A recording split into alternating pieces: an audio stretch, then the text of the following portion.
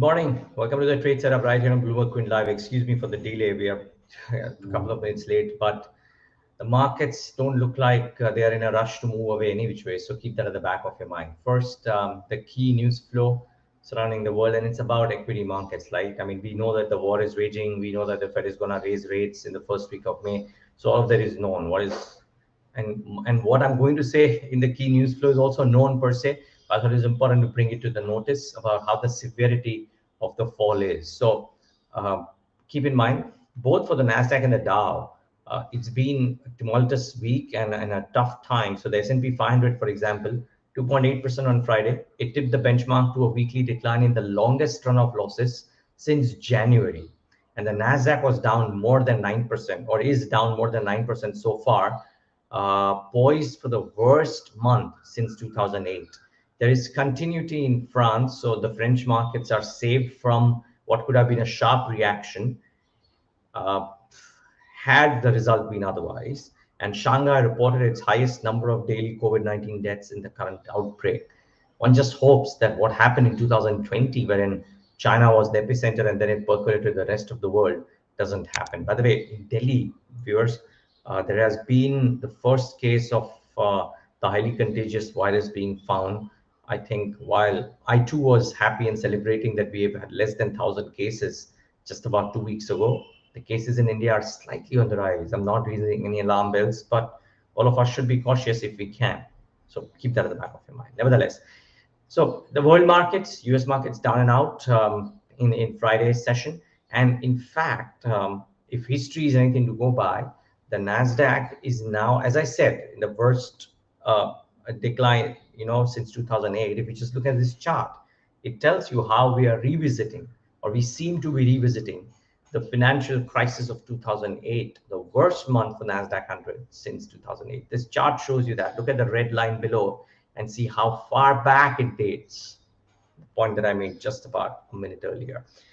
There's the X Nifty showing a start of what, 200 odd points down tick. So that's the kind of decline that we'll have, 255 in fact. So 16,925. And who knows? I mean, there could be more pain in store. So don't be in a rush. Uh, all through the last few weeks, we've been talking about how leverage longs are a no-no. I think after analyzing today's move, we'll be able to figure out if there could be a possibility for contra in a near term or no. But for now, it certainly seems to be a no-no. Keep in mind, I think until the Fed event is out of the way or closer to that, which is in the first week of May, we might well continue for the next few days to see some issues. This week is important in terms of earnings, both for the globe and for India. So in the US side, we have Alphabet and Credit, and there's Credit Suisse as well coming out with numbers. But Meta, Twitter, Amazon, Apple, Alphabet, all of them, the tech companies in the US come out with numbers and therefore important.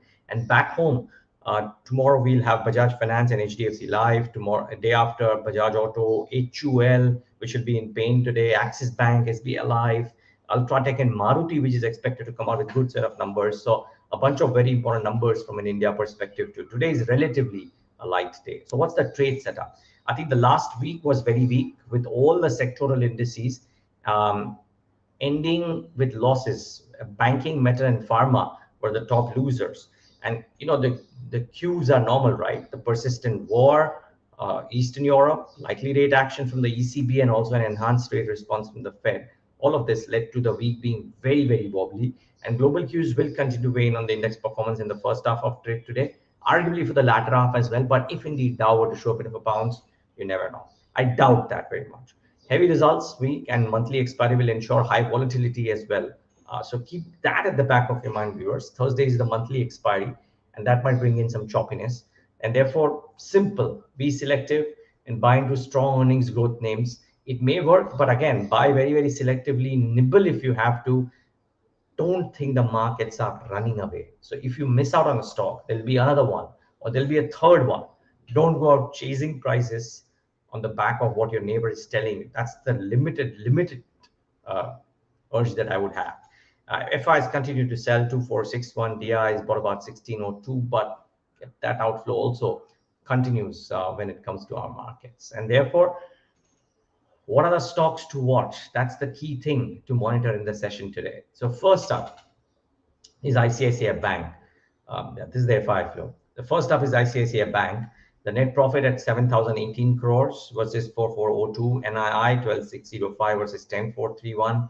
GNPS came off QOQ. Net NPS came off QOQ as well. So optically, the numbers look very okay. It may well be the stock that could give a bit of a support, though. Difficult to find support in such a scenario. However, what did ICICI Bank do is the key thing. So this is the numbers and brokerage views, bunch of them. Motilal Oswal is what I'm bringing to you. They maintain a buy with the target price of 1,050. It's a robust operating performance led by a combination of impressive core PPOP performance and controlled provisions. That's the key thing.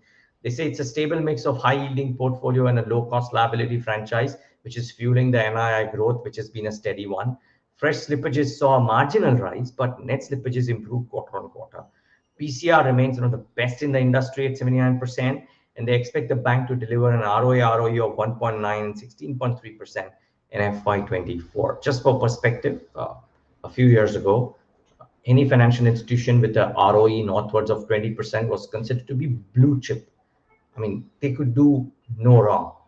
The size of ICICI Bank, if they indeed reach ROEs of 16, 17, at this enhanced size, it would be wonderful. So, net ICICI Bank did very well. They did really well last quarter too, viewers. Just keep in mind, the price then, I think was 800, 812, 825. From there, it's only gone down. I'm not saying that's what will happen, but if people believe ICICI Bank can outlast a broader Nifty underperformance, it may be it may do better than some of the others. That's the key point. Do you necessarily need to buy it today? Remains to be seen. Just that the broad amount of weakness is just too large. I mean, look at, thank you for that. Look at that ICICI Bank chart, and it'll show you that somewhere around the January month, which is when it came out of the December quarter numbers, the stock was doing okay and then had a very precipitous fall. So that's the point I'm trying to make. The markets are not running away. Don't be in a rush. Some other earnings which looked really, really poor. Tata Metallics revenues were up 22%, but the EBITDA fell 60%. EBITDA margins at 7%, net profit fell 30%. Look at the howler on EBITDA margins, and this is for Tata Metallics. Look at Tejas Networks. Again, revenues are up 18%, but EBIT was a negative 110 crores, negative EBIT margin of 87, and net loss increased from 24 crores to 49 crores for Tejas Networks. Bhansali Engineering and Polymers, or BEPL, revenues were down 5%. Unfortunately for them, even the revenue growth was weak, but the EBITDA was down 54%. OPM more than halved, right, from 45.7 to 22.2%. PAT down 55%. And unfortunately for BEPL, their company's expansion plan of the ABS capacity has also gotten delayed to March 2025 from December 2024. It's a 3-month delay, not too much, but there is a bit of a delay out there. So, all of these, I think that's going to be the story, and the story may not end with quarter four. I think the commentary from each of these managements about whether the pain will be more acute in quarter one, if at all, that will be the key thing. The next few weeks, viewers, I'm not really trying to scare anybody. The next few weeks, we'll see a bunch of companies reporting EBITDA margin misses by a degree, really, by a degree of 9, whatever, if you will. And therefore, you've got to be careful with trying to follow the theory of buy on dips, because the dips may not necessarily be contained to a day. In some cases, they will be. In most cases, at the broader end of the spectrum, please analyze the management commentary carefully before you take a bet. It's better to buy a stock 10% higher after you know about it for certain, as opposed to buying it because you feel that it'll bounce back. One more pain point for the consumer sector, but the palm oil exports will have beneficial impacts maybe for some. So the belief is that Adani Wilmar, Ruchi Soya, Godrej Agrovet, all of these come into play when it comes to palm oil exports, and because of that, the edible oil prices surge. So certainly Adani Wilmar and Ruchi Soya do possibly get impacted marginally positively. Let's wait and watch. But the CLSA view on consumer sector lays it out beautifully. So I'm bringing it out for you that the Indonesian ban on palm oil exports will increase to further margin stress as edible oil prices will soar in the near term. In fact, I'm told they've already moved up higher, all edible oils. Godrej Consumer and HUL have the highest exposure to palm oil and will be the most impacted. Additionally, companies like Britannia, Marico, Nestle, Dabur, and the QSR players are also likely to feel the pressure from the inflationary trend. So as I was saying, HUL, out of the numbers, will likely start off negatively today. Godrej Consumer will have an impact, and some of the others too could have impact. By the way, these stocks are common across brokerages, I must say. So therefore, you can presume that for the near term, in addition to the margin stress that the staple companies already had, there might be some more stress. Keep in mind, FMCG companies month to date have actually done reasonably okay. They're up about 4.5% there, Nifty FMCG sector. So keep that at the back of your mind. There are some queries about Holcim, Adani, etc. I'll just come to that in a moment. First, let me finish the stocks that we have to bring about. Some other stocks include a Future Retail, Reliance, and Aditya Birla Capital. Now, Reliance has said that they're backing away from the Future Retail deal. Very difficult to say what could happen. Some people believe Reliance will actually give a support. And this is such a small thing. If you believe that Reliance will react very negatively because of this, it may not happen. That's what the belief of certain market watchers is. The market is a funny place. I don't quite have a handle on what these might do, so I'll leave it alone. But yeah, I'm just bringing to you that these are the ones that could be reacting. Aditya Birla Capital as a new CEO, and Ms. Mulia comes with tons of experience from ICICI Bank. Maybe the market takes off from this. Let's wait and watch. Some strong price and action seen in Agarwal Industrial Corporation, Borosil Renewables, and Marathon Next Gen Realty. Friday was a big move for all of these. Maybe there's a continuity, but looking at the market today, maybe there might not be. So keep it back of your mind.